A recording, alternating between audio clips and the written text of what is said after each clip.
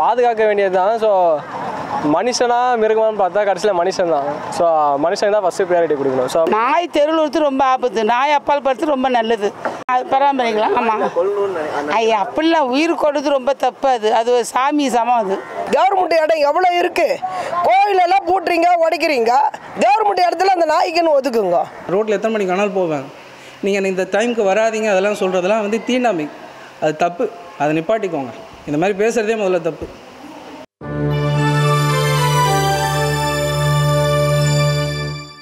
இப்போ கவர்மெண்ட் வந்து என்ன சொல்லியிருக்காங்கன்னா தெருநாயெல்லாம் அப்புறப்படுத்தணும் அப்படின்னு சொல்லியிருக்காங்க. ப்ளஸ் வந்து வீட்டு நாய்க்கும் வேக்சின்லாம் போடணும், அதை நீங்கள் பத்திரமா பார்த்துக்கணும், இல்லைன்னா அதையும் அப்புறப்படுத்தணும்னு சொல்லியிருக்காங்க. அது ரொம்ப ரொம்ப நல்லது. அது ஏன்னா என் பேச்சு நாய் கடிச்சு நம்ம ரொம்ப கஷ்டப்பட்டோம். நாய் வந்து ரொம்ப உயிருக்கு ஆபத்து, புரியுதா? நாய் கடித்து கவனிக்கிறவங்க குழந்தைங்க காப்பாற்றுவாங்க, ஞாபகம் இல்லைன்னா அவ்வளோதான், லைஃபே போயிடும். அது நாய் கடிச்சு எங்கள் ஊர் 3 பேர் செத்தாங்க.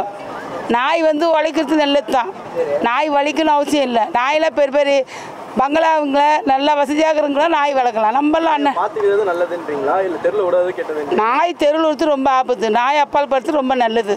நாய் வந்து அவ்வளோ இதுவும் ஒன்றும் கிடையாது, நம்ம இருக்குது அன்னாடி காய்ச்சி சாப்பிட்றோம். நாய் வந்து பெரிய பெரிய வியாபாரிக்காரியும் அவங்களாம் வச்சுருக்கலாம். இப்போ அது வந்து நாய்க்கு வந்து நிறைய சாப்பாடெலாம் செய்து வந்து போடுறாங்க. இப்போ காரில் பைக்கில் நிறைய பேர் வாலிபர் பசங்க எல்லாமே நாய்க்கு வந்து கறி முட்டை மீன் எல்லாம் எடுத்து வந்து கொடுக்குறாங்க, நம்ம பீச்சிலே கொடுக்குறாங்க. இப்போ இந்த அப்புறப்படுத்துறது எப்படி பார்க்குறீங்க? இது ஒரு நல்ல இடத்துக்கு கொண்டு போயிட்டு அதை அது பராமரிக்கலாம். ஆமாம் ஐயா, அப்படிலாம் உயிர் கொடுத்து ரொம்ப தப்பு, அது ஒரு சாமி சமம். அது வந்து அதுக்கு ஒரு ஆசம் வச்சு அதுக்கு பராமரிப்பாரிக்கலாம், அது ஒன்றும் கிடையாது. நல்லது, அது வந்து சாமிக்கு சமம். அது அவங்க எந்த அடிப்படையில் அந்த மாதிரி கொடுத்தாங்கன்னு தெரியல. ஸோ ஸ்ட்ரீட் டாக்ஸ்ன்றது கம்பல்சரியாக நீடு கண்டிப்பாக தேவை தான். தேவை இல்லாத பட்சத்தில் அது என்னென்னா அதிகமாகிடுச்சு, வேறு எதுவும் இல்லை. அதிகமானனால ஸோ அதுக்கு ஃபுட்டு ஷெல்டர்ஸ் எதுவுமே இல்லாததுனால ஸோ வர போகிறவங்க கடிக்கிறது, ஸோ அதனால் நிறைய டிசீஸ் நிறைய வரதுனால ஸோ அதை கிளியர் பண்ணுறதும் ஸோ கவர்மெண்ட் இப்போ போட்டது வந்து ரூல் படி கரெக்ட் தான். ஸோ அதனால் நிறைய பேர் வந்து பாதிப்படைகிறாங்க, சில்ட்ரன்ஸ்லேருந்து ஸோ ஏஜ் பீப்புள்ஸ் வந்து நிறைய பேர் பாதிப்படைகிறாங்க. ஸோ அதை கிளியர் பண்ணுறது அவங்களுக்கு பணக்காரங்களுக்கு அதிகமாக அது தேவைப்படாது, வெளியில் சுற்ற மாட்டாங்க. ஸோ ஏழைகளாக வெளியில் தான் நடமாடுவாங்க, அந்த பிளேஸில் அதிகமான ஸ்ட்ரீட் டாக்ஸ் இருக்கனால ஸோ அவங்க என்ன சொல்கிறாங்களோ அதுக்கேற்ற மாதிரி தான் இது நடந்தாங்க. ஏழைங்க வந்து ஸ்ட்ரீட் டாக் கூட தான் மோஸ்ட்டாக பழகுறாங்க, அவங்க ஃபுட்டு சப்ளை பண்ணுறதா இருக்கட்டும். நிறைய பேர் ஸ்ட்ரீட் டாக் இன்னும் வச்சுட்டு தான் இருக்காங்க. ஆனால் அவங்க எப்படி பார்க்குறாங்கன்னா ஸ்ட்ரீட் டாக் சுத்தமாக அது எனக்கு என்னன்னு இருக்கிற மாதிரி இருக்குது. இப்போது அதுவும் ஒரு ஜீவன் தான், அந்த ஜீவனை வந்து பாதுகாக்கணுமா இல்லை அதை அழிக்கணுமா? பாதுகாக்க வேண்டியது தான். ஸோ மனுஷனா மிருகமானு பார்த்தா கடைசியில் மனுஷன் தான். ஸோ மனுஷன் தான் ஃபஸ்ட்டு ப்ரியாரிட்டி கொடுக்கணும். ஸோ அப்போ அவங்களுக்கு என்ன தேவை நீடாக இருக்கோ அதுக்கு ஸ்ட்ரீட் டாக் என்ன பண்ணலாம் நீங்கள் நினைக்கிறீங்க? ஸோ ஒன்று மொத்தமாக அழிக்காமல் ஸோ குறிப்பிட்ட இதை மட்டும் மெடிசன் கொடுத்து கிளியர் பண்ணி அதுக்குன்னு தனியாக ஒரு ஸ்பேஸ் மாதிரி ப்ரொவைட் பண்ணி அதுக்கு எடுக்கலாம். ஆர்எல்ஸ் அதோடைய பர்த் கண்ட்ரோலை நம்ம வந்து ஸ்டாப் பண்ணலாம். ஸோ அதுதான் இதுக்கான நீடு. அந்த நாய் எப்படி இப்போ இங்கே வளர்ச்சி ஆகுதுன்னா, ஒருத்தர் ஒரு வீட்டில் ஒரு நாய் வளர்க்குறாங்க, அந்த நாயை வந்து அவங்க வச்சுக்க முடியாத அளவில் ப்ளூ கிளாஸில் கொண்டு விடலாம். அவங்க வந்து பீச்சு பார்க்கு இந்தமாரி இடத்துல விட்டுறாங்க. அவங்களும் தான் காரணம் இருக்குது இவ்வளோ நாய் ஆனதுக்கு. அவங்க நாய் வளர்க்குறவங்களும் காரணம், கவர்மெண்ட்டு பிடிச்சிக்கின்னு போகிறவங்களும் காரணம். அந்த பிடிச்சிக்கின்னு போயிட்டு அதுக்குன்னு ஒரு கிரவுண்டு கட்டி அதை விட்டுட்டாங்கன்னா நாய் தொல்லையே இருக்காது. இப்போது நீயா நான் ஷோவில் பார்த்தீங்கன்னா அவங்க தரப்பு என்ன வைக்கிறாங்கன்னா, நீங்கள் நாயை பிடிச்சிட்டு போகிறது ஓகே, அதை வந்து என்ன பண்ணுவீங்க அப்படின்னு கேட்குறாங்க. அவங்க எடுத்து அவங்க கேட்குறாங்கல்ல, அவங்க ஒரு முட்டாளாக இருப்பாங்க.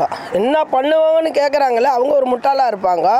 அந்த வாயில்லாத பூச்சி இப்போ கூட சொல்கிறேங்க, அதுக்கு வந்து ஒரு இடம் கட்டி விட்டுட்டு நீங்கள் எங்கெங்கே பிடிக்கிறீங்களோ அந்தந்த மாவட்டத்தில் அதுங்களுக்கு அந்த நாய்க்குன்னு ஒரு இடம் ஒதுக்குங்க. எதுக்கே ஒதுக்கும் போது அந்த வாயில்லாத பூச்சிக்கு நீங்கள் ஒதுக்கினா என்ன? ஆனால் இப்போ நிறையா இந்த இவ்வளோ திட்டங்கள் கொண்டு வராங்க, இதுக்கு ஒரு திட்டத்தை அதுதான் நான் வந்து அசால்ட்டாக உங்ககிட்ட சொல்லிட்டேன். அதுக்குன்னு அந்த பைரவருக்குன்னு ஒரு இடம் ஒதுக்குங்க. இத்தனை மாவட்டத்தை வச்சுக்கிறீங்க, 34 தொகுதி இருக்குது. அந்த 34 தொகுதியிலையும் ஒரு தொகுதியிலையும் ஒன்று நாய்க்குன்னு ஒரு கிரவுண்டு போட்டு பண்ணிடலாம்ல. கவர்மெண்ட் இடம் எவ்வளோ இருக்குது, கோயிலெல்லாம் பூட்டுறீங்க உடைக்கிறீங்க, கவர்மெண்ட் இடத்துல அந்த நாய்க்குன்னு ஒதுக்குங்க. இல்லைங்க, தெருநாய் வந்துட்டு அதிகபட்சமாக இருந்தால் அது தப்பு. வீட்டுக்கு தெருவில் வந்துட்டு ஒரு 3 நாய் 4 நாய் இருந்தால் ஓகே. இதில் வந்துட்டு அவங்க தெருவில் இருக்க வந்துட்டு பார்க்குறாங்க பார்த்தீங்களா, அவங்க பார்வை பொறுத்து அது தப்பு. அது அவர் சொன்னது வந்துட்டு தெருநாய் வந்து தப்பு கிடையாது. வீட்டில் வளர்க்குறாங்கன்னா அவங்க வந்து காசு வச்சுட்டு இருக்காங்க, அது வளர்க்குறாங்க, அது வேறு விஷயம். இது தெருநாய்க்கு வந்துட்டு வீட்டில் வந்து கூட்டு சாப்பாடு போடுறாங்க, அது வந்துட்டு தெருவே பாதுகாக்கும், ஓகேங்களா, அது வேறு விஷயம்.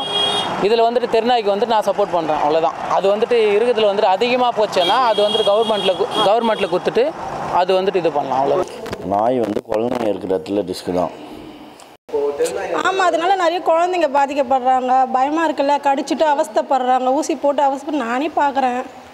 என் பாப்பா அட்மிட் ஆகிருக்கும்போது பக்கத்து பெட்டில் குழந்தைங்க ஊசி போட்டு அதுங்க கத்துறதே நம்மளால் பார்க்க முடியல.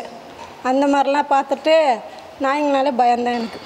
ஃபஸ்ட்லேருந்தே இது சரி பண்ணியிருந்தா இவ்வளோ குழந்தைங்களும் அஃபெக்ட் ஆகிருக்க மாட்டாங்க, பப்ளிக்கும் இதை பற்றி பேசியிருக்க நிலமையே வந்திருக்காது.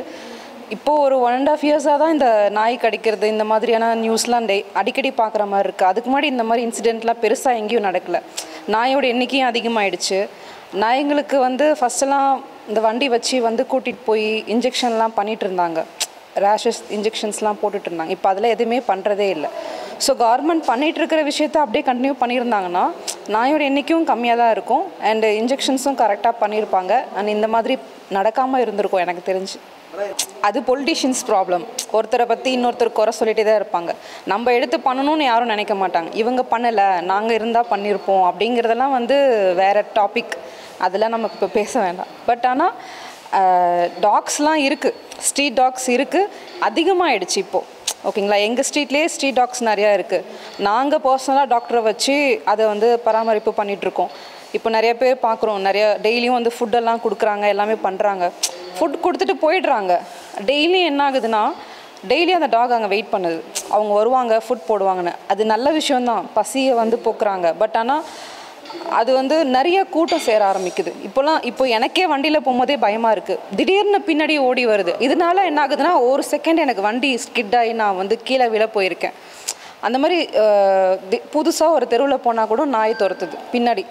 சின்ன பசங்களை டார்கெட் பண்ணுறது காரணம்னா அவங்களால எதிர்த்து எதுவுமே பண்ண முடியாதுன்றதுனால தான். பெரியவங்களை பெருசாக எந்த டார்கெட்டும் பண்ணுறதில்ல.